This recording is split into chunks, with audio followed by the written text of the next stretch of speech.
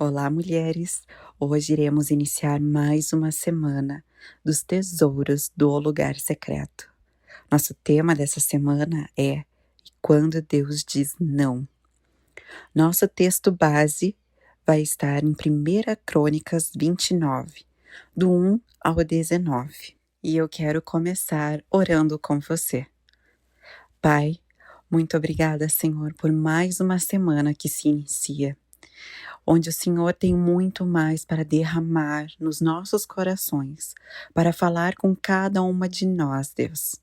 Senhor, que o nosso coração continue em Ti, mesmo quando os seus nãos chegarem até nós.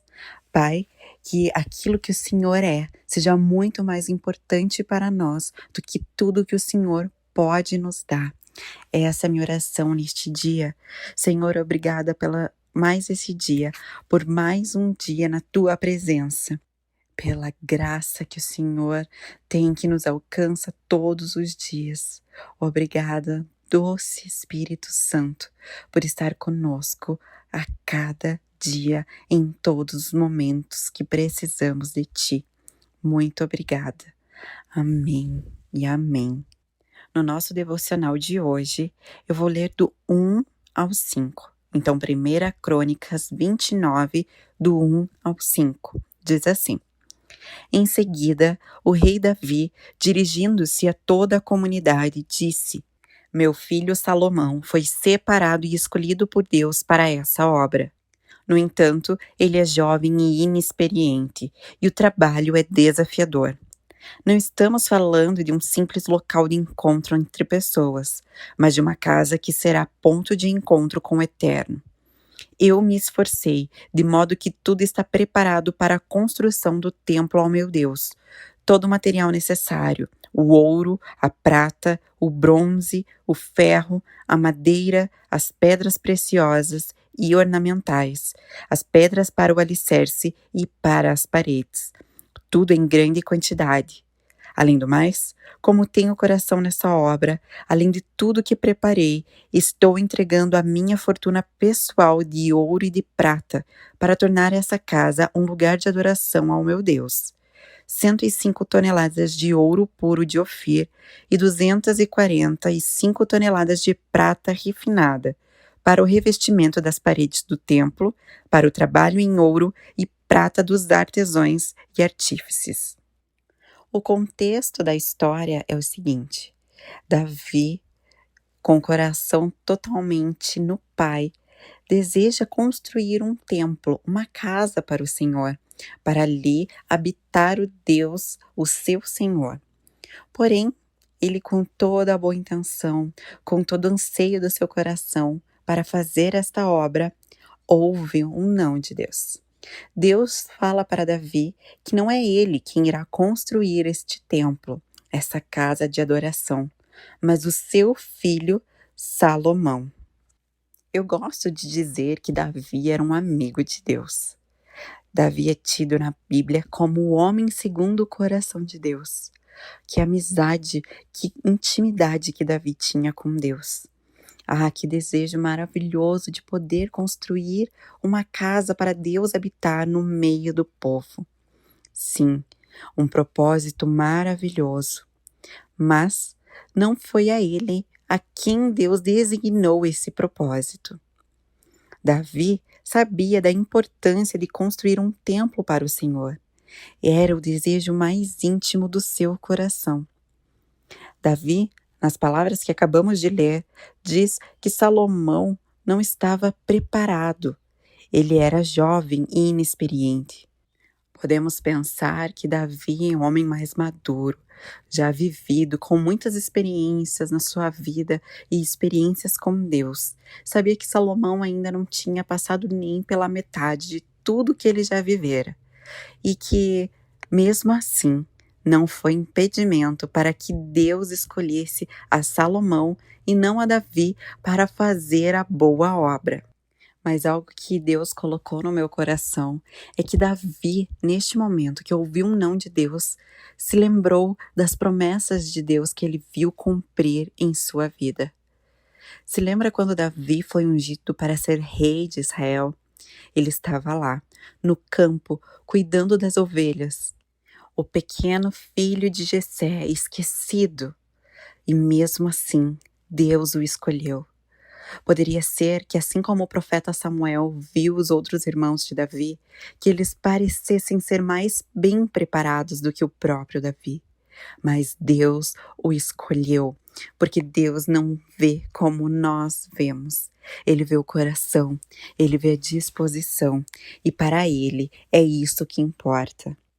Muitas vezes, eu e você temos planos e ideias de fazer o melhor para o Senhor. E eu não estou falando só de ministério. Ah, eu quero fazer isso, eu quero pregar, eu quero ministrar a palavra de Deus às nações. Não é só sobre isso. Tudo que fazemos, tudo que colocamos à nossa mão, a palavra de Deus nos diz que devemos fazer como se fosse para o Senhor. Não importa se as nossas intenções são as mais dignas possíveis. Para o Senhor, o que realmente importa é se Ele nos escolheu para essa obra. Sabe, por um tempo, eu tinha no meu coração o desejo de ser uma grande engenheira. Eu comecei a faculdade de engenharia e foi muito difícil porque eu trabalhava nesse momento e o dia inteiro e de noite eu estudava. E nesse período, os meus filhos ficavam na escola pela manhã e à noite, quando eu poderia estar com eles, eu estava estudando para realizar o meu sonho. Mas teve um dia que o Senhor falou para mim: Ju, eu não te chamei para ser engenheira. Falei: Deus, como assim não? Eu quero ser engenheiro, eu quero poder fazer a diferença no ramo da engenharia, ser luz nessa área. E Deus falou para mim assim: mas não foi para isso que eu te chamei. Esse propósito não é para você. A minha resposta, Ju, para você neste momento é: pare com tudo o que você está fazendo e volte para dentro da sua casa. Aquele momento foi muito difícil. Era um sonho não só meu, mas tinha se construído um sonho de que eu me formasse engenheira no coração dos meus pais, no coração do meu esposo. Mas aí eu tive que decidir se eu queria fazer o que eu queria e as pessoas à minha volta queriam, ou se aquilo que Deus queria de mim. E nesse momento eu não pensei duas vezes. Eu tranquei o meu curso na faculdade, já estava na metade dele, e voltei para dentro do meu lar. Voltei para fazer aquilo que Deus me falou para fazer. Mas sabe, ainda assim tiveram momentos na minha vida que eu decidi fazer por mim mesma aquilo que Deus não me chamou para fazer. Eu queria fazer algo para que eu fosse vista pelas pessoas ou reconhecida pelos outros por aquilo que eu estivesse fazendo. Mas Deus sempre, sempre, Ele não deixa que os planos dele fujam do seu controle. Ele usa todas as coisas para o bem. Com a minha desobediência, eu aprendi muito e hoje tem servido para me conduzirem ao lugar onde Ele deseja que eu esteja, ao propósito que Ele tem para a minha vida. Eu não estou falando tudo isso para te acusar ou para falar que o que você está fazendo é errado. Não. Sabe, pode ser que Deus tenha te chamado para ser a mãe dos seus filhos, e esse é um propósito maravilhoso. Ou ele pode ter te chamado para construir uma grande empresa e impactar muitas vidas através dela. Ele pode ter te chamado para ser uma escritora, ou até mesmo para falar da palavra dele e se dedicar à obra e o ministério. Ou ele te chamou para ser uma esposa fiel e amada pelo seu marido. Mas muitas vezes a gente quer colocar o que nós queremos acima do que os planos de Deus. E sabe, tem coisas que ele não nos chamou para fazer. E tá tudo certo, não tem problema.